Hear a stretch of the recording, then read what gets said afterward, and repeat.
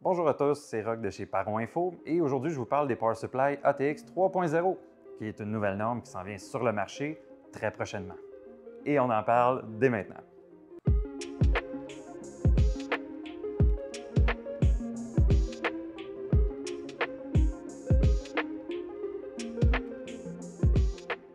La compagnie Intel a mis en place des nouvelles normes concernant la gestion de l'alimentation pour la révision d'ATX 3.0 et c'est très intéressant de voir quels critères ils ont tenu en compte parce que ça vient avec différents changements, notamment le connecteur 16 pins pour l'alimentation des cartes graphiques PCI Express, mais aussi une discussion entre le Power Supply et la carte graphique. Qu'est-ce que ça veut dire pour vous à la maison? C'est fort bien simple. Advenant le cas où vous achetez on va dire une RTX 4090, qui est une carte qui est capable d'aller chercher jusqu'à 600 watts d'électricité, mais que vous envisagez un power supply de 750 watts total, il va y avoir une power limit d'imposer par le power supply à la carte graphique. Il va être capable de dire à la carte graphique « Non, non, wow, stop! Ne prends pas 600 watts, moi je peux donner maximum 550 » pour éviter que celle-ci cause de l'instabilité, voire causer des crashs à votre système. Un des éléments qui a été ajouté aussi, les pics d'électricité, les nouveaux power supply vont éviter ces pics-là parce qu'ils vont devoir respecter une norme que pendant une période de 10 microsecondes, un power supply doit absolument être capable de fournir le double d'électricité pour lequel il est évalué. Donc, par exemple, un 1000 watts doit être en mesure pendant 10 microsecondes de fournir 2000 watts. Ça a aussi le gros impact que les power supply ils vont avoir des normes de plus en plus serrées. Ça veut dire qu'il va y avoir une évaluation plus précise au niveau du bruit que le power supply va émettre, mais aussi au niveau de la performance qu'il va donner longue durée. La compagnie responsable d'évaluer la performance des power supply et le bruit que ceux-ci vont générer est une compagnie européenne du nom de Cybernetics Lab, qui ont émis une charte d'efficacité de bronze jusqu'à Diamond, comme on l'a connu naturellement avec les anciens power supply, mais aussi une charte de bruit de standard jusqu'à A++.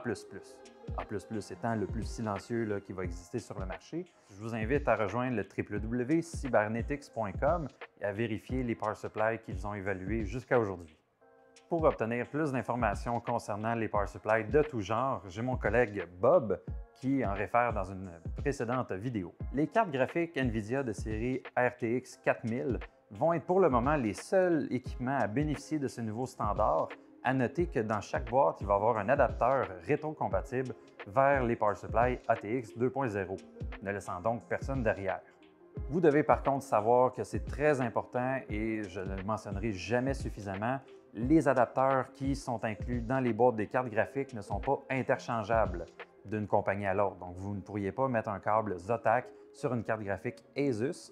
Et aussi, il faut toujours tenir compte que le connecteur étant physiquement plus petit, on passe plus de courant dans un fil plus mince. Il y a toujours un danger qu'une résistance ou qu'une chaleur se génère. Il ne faudrait surtout pas que le fil se coupe par conséquent.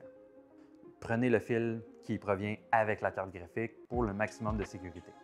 Avec toutes ces discussions concernant les power supply, je suis vraiment curieux de savoir, vous à la maison, chers auditeurs, qu'est-ce que vous avez comme power supply? La marque, le wattage, êtes-vous satisfait? Avez-vous eu à interagir avec le manufacturier pour faire honorer la garantie? Moi, je voudrais vraiment que vous m'écriviez en bas dans les commentaires votre histoire, qu'est-ce qui se passe avec vous?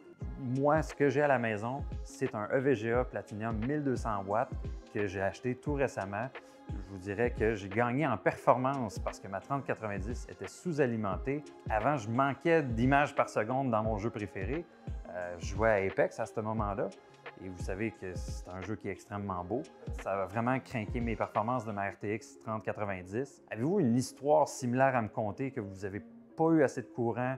Parlez-moi-en en bas dans les commentaires. Je vais tous vous lire, réagir. À bientôt. Pourquoi j'ai figé? Pourquoi? Tu peux découper quand tu veux, tu sais. À bientôt. C'est ce qui conclut cette capsule sur les Power Supply.